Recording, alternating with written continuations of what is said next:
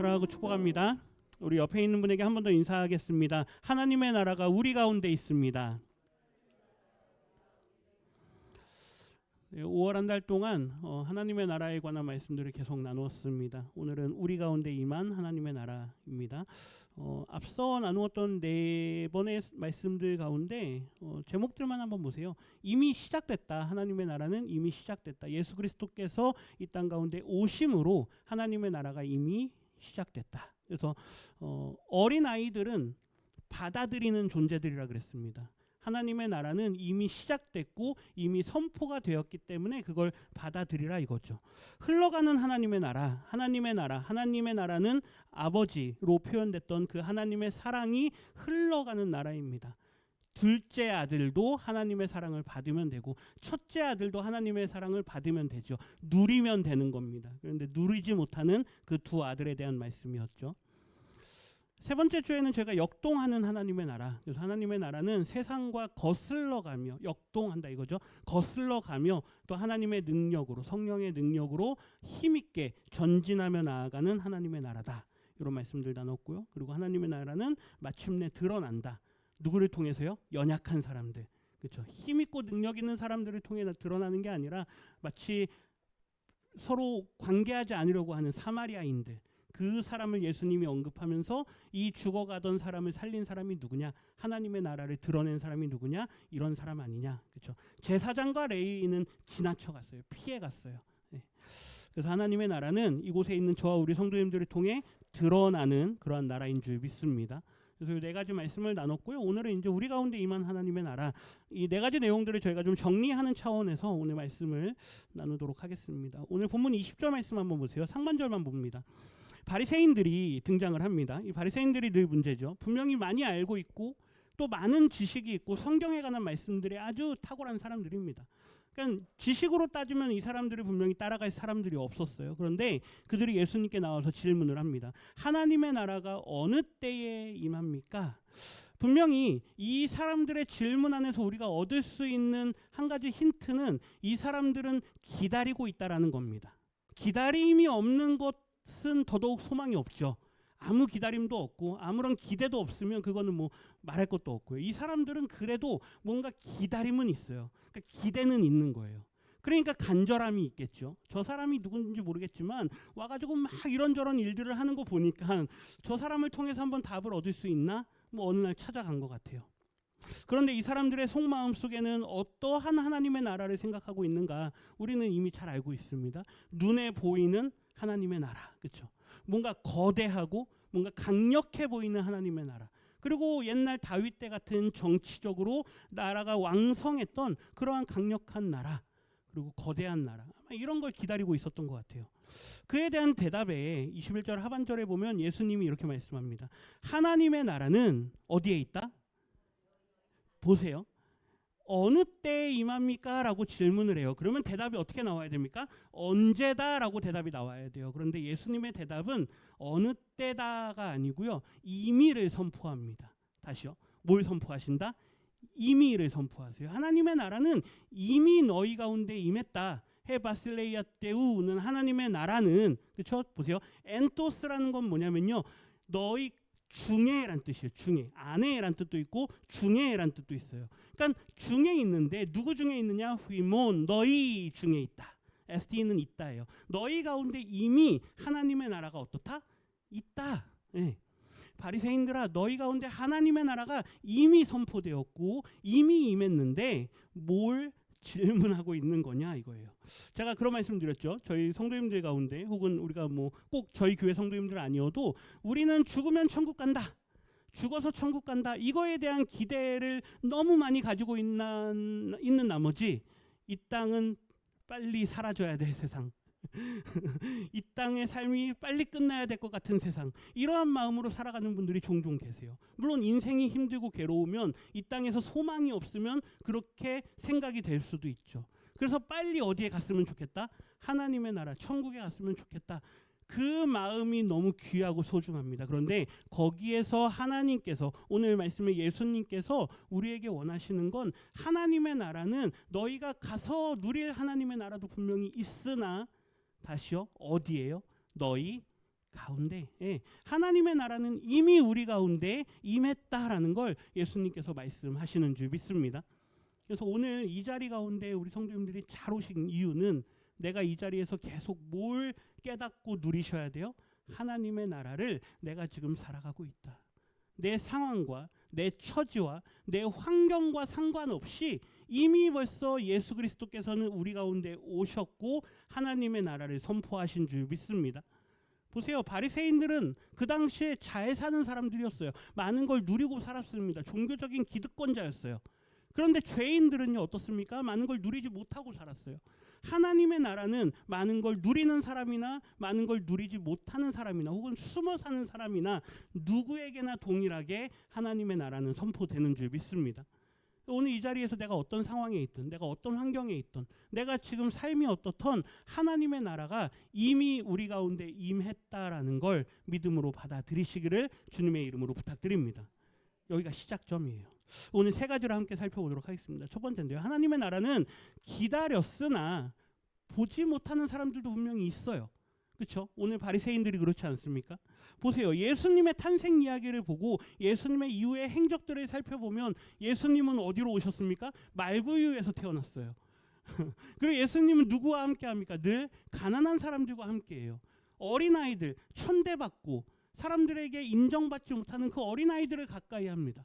죄인들을 가까이 해요. 예수님은 기대하는 그러한 모습으로 하나님의 나라를 우리 가운데 보이시지 않았고, 그렇죠? 그들이 기대하는 방식으로 하나님의 나라를 보기를 원했으나 그러한 모습으로 예수님은 오시지 않으셨다라는 거죠. 요한복음 1장에서 이걸 너무 잘 정리를 해요. 요한복음 1장 10절 11절 우리 두 구절 같이 한번 읽겠습니다. 그가 세상에 계셨으며 세상은 그로 말미암아 지은 바 되었으되 세상이 그를 알지 못하였고 자기 땅에 오매 자기 백성이 영접하지 아니하였으나. 아멘. 10절 보세요. 세상이 그를 뭐 했다고요? 알지 못했다. 예수님이 분명히 하나님의 나라를 이 땅 가운데 끌고 오셨습니다. 이 땅에 내가 하나님의 나라로 내가 임했다. 그런데 그들이 알아보지를 못해요. 예수님을 알아보지를 못해요. 11절 자기 백성인데 자기 백성이 어떻게 합니까? 예수님을 거절합니다. 유대인들이, 바리새인들이, 종교 지도자들이, 대제사장이 예수님을 거절해버립니다. 성경에요. 이사야 53장이 아주 재밌는 성경이에요. 거기가 우리는 보통 이제 메시아 예언이라는 그런 말씀으로 많이 읽는데 누군가에게는 이 말씀이 금지가 되어져 왔었습니다. 유대인들에게 있어서 이 말씀이 금지가 되어져 왔었어요. 제가 몇 년 전인가요? 우리 교회에서 한번 이 영상을 본 적이 있는 것 같아요. 조금 짧게 영상을 좀 줄여놨는데 한 4분 정도 될 것 같아요. 우리 영상을 먼저 한번 보도록 하겠습니다. זה נחשב הפרק האסור. האם שמעת על זה עוד פעם? לא שמעתי על זה. האם את רוצה לראות מה נסתר בפרק הזה? יש לך את זה? יש לי פה בתנ"ך. רוצה לדעת כמה שיותר על זה, האמת היא. בעצם בגלל זה אנחנו עושים את התוכנית הזאת, כי רוב האנשים לא קראו את הפרק הזה בכלל, כי לא קוראים את זה עוד בבתי הכנסת. הפרק הוא ישעיהו נ"ג, נבואה מאוד חשובה על מי המשיח יהיה, ולמשך 1,700 שנים, מאז שהוא כתב את זה, כמעט כל הרבנים וחז"ל האמינו שזה פרק שמדבר על המשיח. זה וחדל אישים, איש מכאובות וידוע חולי, וכמסתר פנים ממנו נבזה ולא חשבנוהו. הוא היה בזוי ודחוי על ידי בני אדם, איש שידע כאבים ומחלות, הוא היה כמו אדם שמסתירים ממנו את הפנים, בזוי וחסר ערך בעינינו. שזה מדבר העניין הזה על המשיח. חזק מאוד. אדם כמו שכתוב בזוי ודחוי על ידי החרפה. העם שלנו היה משוכנע שהוא שלילי. לא יודע למה. לא קיבלו אותו. דחו אותו. לא חשבנו שהוא היה המשיח. הקורבן היה לוקח על עצמו את החטאים של אותו בן אדם. כתוב שהקורבנות יפסקו, ושבמקום הקורבנות שהיו, אלוהים ישלח בן אדם שיקרא המשיח. שיקח על עצמו את כל החטאים. בדיוק, וזה מה שקראנו עכשיו. אלוהים נתן לנו בתנ"ך תיאור מאוד ספציפית של מי המשיח יהיה כדי שנזהה אותו ולא נפספס אותו. וכמובן זה מאוד קריטי שנדע מי הוא הבן אדם הזה, כי בלעדיו אין לנו את הכפרה והסליחה כדי שהוא ייקח את החטאים שלנו. כתוב גם במיכה ה' שהמשיח הזה ייוולד בבית לחם. וגם כתוב בישעיהו, מה שקראנו עכשיו, ישעיהו נ"ג, שהעם שלנו נדחה אותו בהתחלה, ושהוא יסבול וימות. וכתוב בפסוקים אחרי זה, אחרי שהוא ימות, הוא יקום לתחייה, ואז כתוב כשגויים רבים יקבלו אותו, והם יכירו את אלוהי ישראל בגללו. אז עכשיו, מהתיאורים הללו, מהתנ"ך, יש מישהו בהיסטוריה שהגשים את הדברים האלה? אני לא יודעת. לא, לי לא ידוע. לך ידוע? יש מישהו שהגשים את זה? לא, לא שאני חושב, יכול להיות שיש, ותגיד לי עכשיו, אני אגיד, כן, אבל עכשיו לא עולה לי לראש. ישו. שמע, שוב אני חייב להזכיר שאני לא מאמין בזה בכלל, אבל לפי הסיפורים וכל מה ששמעתי, כן, זה מתאים לישוע. עשו ממנו איש קטן לאיש גדול, שהוא בעצם כן עשה מעשים טובים, והוציאו אותו בדיוק ההפך. תראה, אני מאמין שישוע, שבא לפני חורבן בית המקדש, שהוא הגשים את אלה בדיוק. הוא בא לפני 70 לספירה, הוא נולד בבית לחם, שהעם שלנו דחה אותו, הוא סבל ומת, אבל הוא קם לתחייה. היו 500 אנשים יהודים שראו אותו חי אחרי שהוא מת, והם כתבו עליו, וגם כמובן הגויים קיבלו אותו אפילו מיליארדים, והמשיח אמר, אני אקח את זה על עצמי, כל הסבל והעונש שהיה מגיע לכם, אני אקח את זה על עצמי. אבל כדי לקבל את זה, אנחנו חייבים לעשות מה שהיו עושים אז. מתוודים על החטאים, מצטערים עליהם, להתחייב לא לעשות אותם עוד, וגם להאמין ולהעביר את החטאים שלנו עליו. רק אם אנחנו נאמין באותו משיח ונקבל אותו, אז הוא יקבל את כל החטא שלנו על עצמו. לא נראה לי ששמעתי את הדברים האלה בגלל שהנושא מגיע לישו, כבר יש כזה מחסום, שלא רוצים אפילו לחשוב על זה, לא רוצים לפתוח את הראש, להיות, באמת, להביא לזה מחשבה קצת. אז לא יודע, מסתכלים עליו כאילו, כן, כמו שכתוב בפסוק הזה, שדחו אותו. 이 영상을 보시면 유대인들이 중간에 반응을 보이는 게 있습니다. 이런 말씀처럼 혹시 행동을 하거나 그런 일을 한 사람 떠오르는 사람이 있습니까? 이렇게 물어보니까 알면서도 모릅니다. 그렇죠? 알면서도 별로 생각이 안 납니다. 그런 사람 본 적이 없는 것 같습니다. 없습니다. 그렇죠? 당신은 압니까? 뭐 이렇게 물어봐요. 그들이 기대하는 메시아는 이런 메시아가 아니었던 거예요. 이사야 53장에 분명히 하나님의 말씀에 기록이 되어 있음에도 그거를 가려버리고 사람들에게 가르치질 않고 예수님이 그 말씀을 이루실 메시아로 우리 가운데 오셨다라는 걸 사람들에게 전하지를 않는 거죠.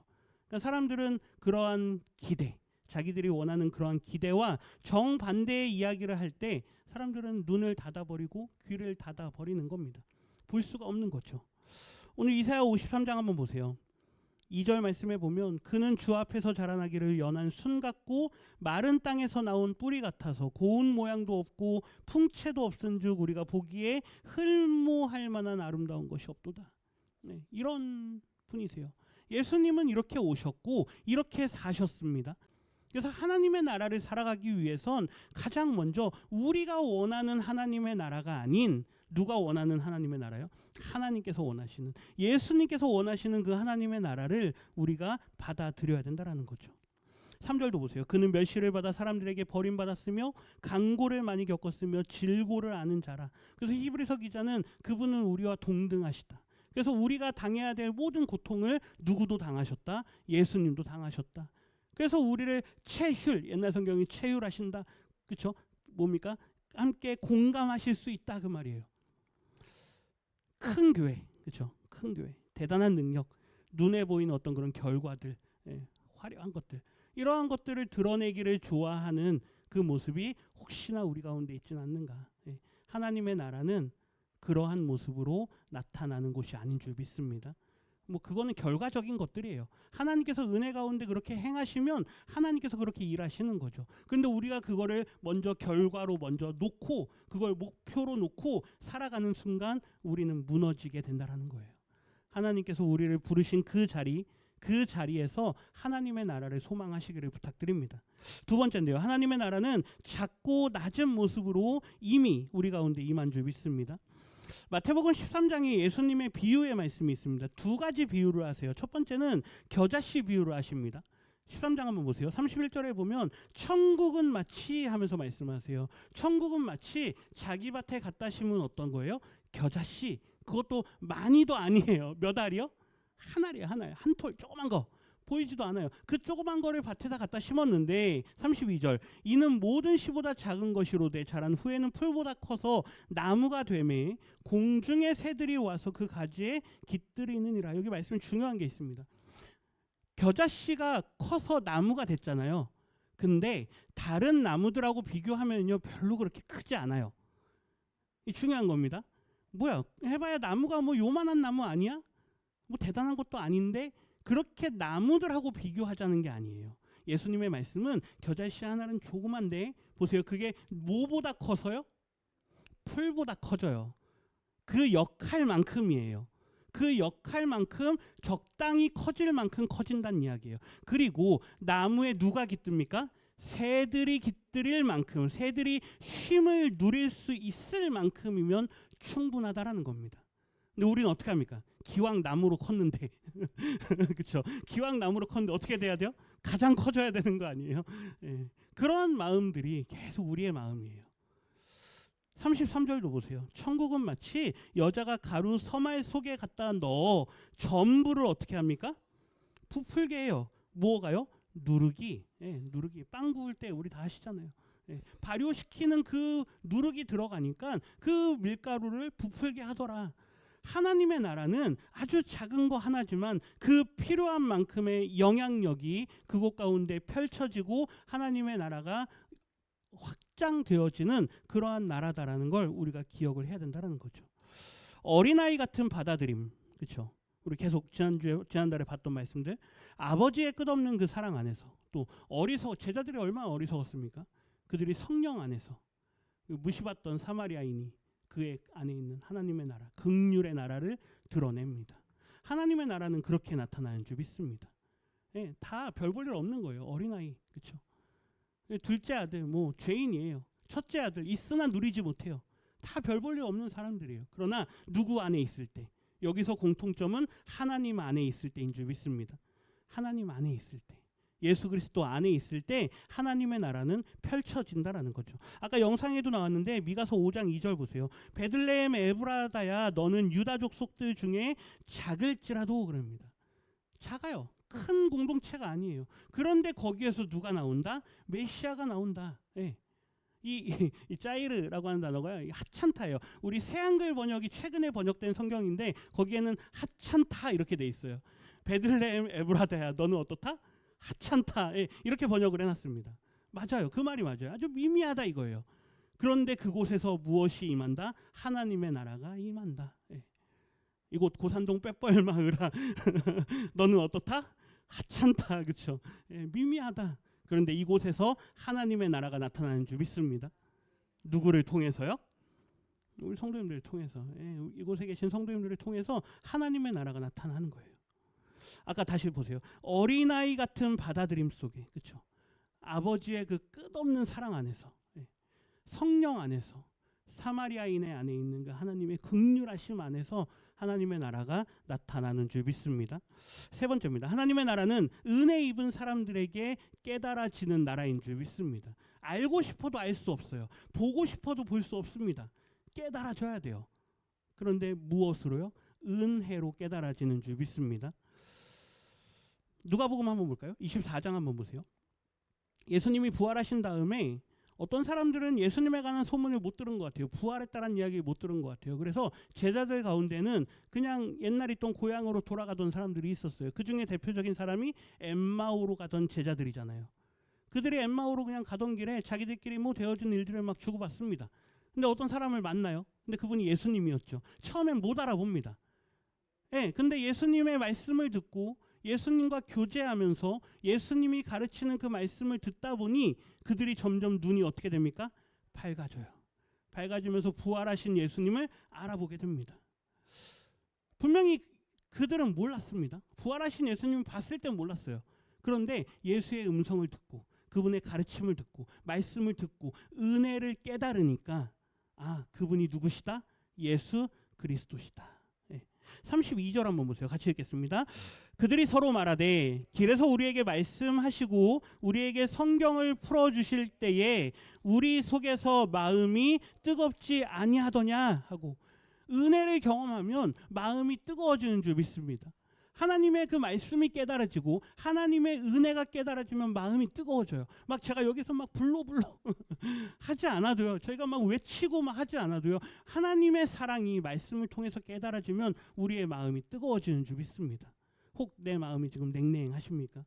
예배를 드려도 아무 감정이 없고 아무런 은혜가 느껴지지 않고 이거 내가 몇십 년 동안 해왔던 거다. 그렇죠? 그냥 내가 하니까 하지. 그렇죠? 교회 가니까 가지. 이러한 마음으로 예배 드리신다면 하나님 내 마음에 뜨거움을 허락해 주십시오. 은혜를 경험하게 해 주십시오. 예배 끝나고 은혜 받았습니다. 그거는 그냥 인사가 아닙니다. 뭐가 은혜입니까? 내 마음이 뜨거워지는 거예요. 내가 죄인입니다. 나를 사랑하셨습니다. 나를 구원하셨습니다. 이게 깨달아질 때 하나님의 나라가 임한다라는 거예요. 세리는 긍휼을 구했습니다. 그렇죠? 바리새인과 세리가 기도하잖아요. 그때 세리는 긍휼을 구해요. 죄인들은 예수님을 통해서 은혜를 경험합니다. 아무도 우리와 상종하지 않는데 예수님이 우리에게 와서 함께 교제하고 우리에게 말씀을 전해주실 때 그들은 은혜를 경험해요. 사마리아인은 그 긍휼을 살아냈습니다. 제자들은요, 성령 안에서 결국 눈이 열려버려요. 하나님의 나라를 보게 돼요. 하나님의 나라를 보니까 어떻게 합니까? 말씀을 전할 수밖에 없는 거예요. 우리 지난주에 봤던 누가복음 18장 다시 한번 보세요. 13절 14절 우리 같이 읽겠습니다. 세리는 멀리 서서 감히 눈을 들어 하늘을 쳐다보지도 못하고 다만 가슴을 치며 이르되 하나님이여 불쌍히 여기소서 나는 죄인으로소이다 하였느니라. 14절 내가 너희에게 이르노니 이에 저 바리새인이 아니고 이 사람이 의롭다 하심을 받고 그의 집으로 내려갔느니라. 아멘. 오늘 예배 드리시고 집에 가실 때 그 의롭다함을 받고 집으로 돌아가시기를 부탁드립니다. 여기 와서도 정죄감을 느끼고 여기에 와서도 불편함을 느끼고 돌아가는 게 아니에요. 하나님 주신 말씀으로 내 마음이 뜨거워졌습니다. 다음 한 달, 새롭게 시작하는 6월 한 달도 내가 한번 살아내 보겠습니다. 말씀을 살아내 보겠습니다. 그 은혜가 우리 가운데 임할 때 우리가 의롭다함을 받고 하나님 감사합니다. 그 마음으로 집으로 돌아가게 될 줄 믿습니다. 예수님의 팔복의 말씀 가운데 마태복음 5장 8절 보세요. 마음이 청결한 자가 복이 있는데 그들이 뭘 하게 됩니까? 하나님을 보게 될 거라 그래요. 하나님을 볼 것이다. 하나님을 보면은요 큰일 납니다. 화로다 그래요. 나는 이제 죽게 됐다 그럴 수도 있어요. 그런데 마음이 청결한 자는 누구를 본다고요? 하나님을 본다고요. 하나님의 나라를 본다 이거예요. 시편 24편을 인용한 말씀인데요. 다윗이 쓴 시예요. 3절 말씀 보세요. 여호와의 산에 오를 자가 누구며, 여호와의 산에 오른다라는 게 무슨 얘기입니까? 이 성전에 올라가는 시거든요. 하나님을 예배하는 거예요. 하나님께 예배할 수 있는 사람이 누구냐? 그렇죠? 그의 거룩한 곳에 설 수 있는 사람이 누구냐? 뒤에 가로 열고 감히. 그렇죠? 감히 하나님 앞에 올라갈 수 있는 사람이 누구냐? 4절 같이 읽겠습니다. 4절입니다.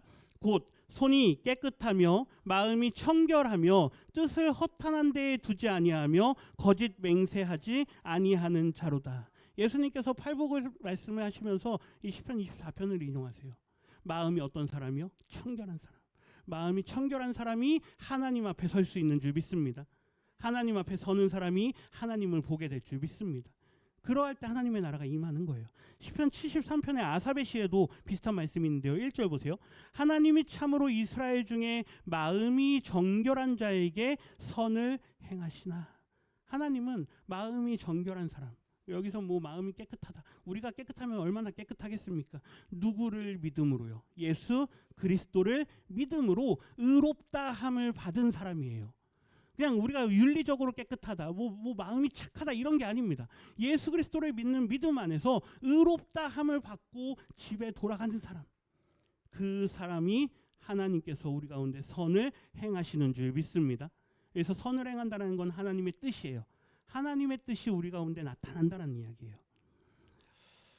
계속 다시요. 아이들은 뭐 했습니까? 하나님의 나라를 경험했어요. 예수님이 뭐 하십니까? 안아주시잖아요. 데리고 와라. 그렇죠? 제자들은 애들은 가라 그랬잖아요. 예수님은 어떻게 합니까? 데리고 와라. 그들을 품어주세요. 하나님의 나라를 경험하는 거예요. 죄인들은 은혜를 누립니다. 사마리아인은요, 그 긍휼을 살아냈어요. 제자들은요, 성령 안에서 깨닫고 나갔습니다. 다 흩어졌어요.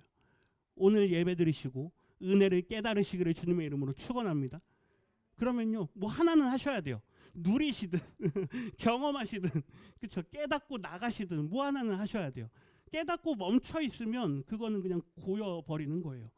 사장돼 버려요. 하나님의 은혜가 우리를 통해 흘러가게 하시는 그 역사가 있기를 주님의 이름으로 축원합니다. 하나님의 나라는 멀리 있는 나라가 아니라 이미 어디요? 우리 가운데 임했다 그랬습니다. 그런데 낮아지고 은혜를 입은 사람들, 그렇죠? 그들에게 그 하나님의 나라가 깨달아지는 거예요. 하나님의 나라를 깨달으시기를 축원합니다. 아까 바리새인들은 눈에 보이는 나라, 강한 나라, 뭐 정치적인 나라, 거대한 나라, 뭐 이런 걸 추구했어요. 그러니까 작은 자로 오신 예수님, 섬기러 오신 예수님이요, 눈에 안 들어오는 거예요. 성에 안 차는 거예요. 오늘 하나님 앞에 나오실 때 우리가 크고 뭔가 대단한 걸 기대하고 나오시면 하나님의 나라를 아무리 말씀드려도 그게 성에 안 차시는 거예요. 바라기는 하나님의 나라가 우리 가운데 우선순위가 되기를 소원합니다. 하나님, 내 안에 하나님의 나라가 이루어지게 해주십시오. 하나님의 나라가 우리 안에 이루어지게 해주십시오. 우리 목회자들도요, 큰 교회를 이루고, 그렇죠? 뭔가 좀 뭡니까? 막 능력 있고, 그렇죠? 막 뭔가 막 뭐 설교만 하면 베드로처럼 막 3,000명이 회심하고 막 이런 걸 막 기대한단 말이에요. 뭐 그럴 수도 있어요. 뭐 어떤 큰 목회를 한번 이뤄보겠다, 그럴 수도 있으나 하나님께서 우리에게 맡기신 그 하나님의 나라가 우리의 우선순위가 되는 줄 믿습니다. 이게 결국 정리하는데요. 성도는 하나님의 나라를 설명하는 사람이 아니에요. 하나님의 나라는 이런 곳이다. 하나님의 나라는 이런 곳이야. 뭐 이렇게 설명하는 게 아니에요. 은혜 안에서 하나님의 나라를 깨닫고 깨달은 대로 살아내는 사람이 성도인 줄 믿습니다. 저도 성도고 우리 성도님들도 성도예요. 모두가 하나님 앞에서 성도입니다. 그럼 내가 있는 그 자리에서 깨달은 대로 하나님의 나라를 살아내시기를 부탁드립니다. 마지막 거 한번 보여주시겠습니까? 네, 이거 같이 읽고 마치겠습니다. 하나님의 나라는 이미 우리 가운데 임했습니다. 아멘이십니까? 아멘. 이 한 달 그렇게 살았고 다음 한 달 그렇게 살아가시기를 주님의 이름으로 축원합니다.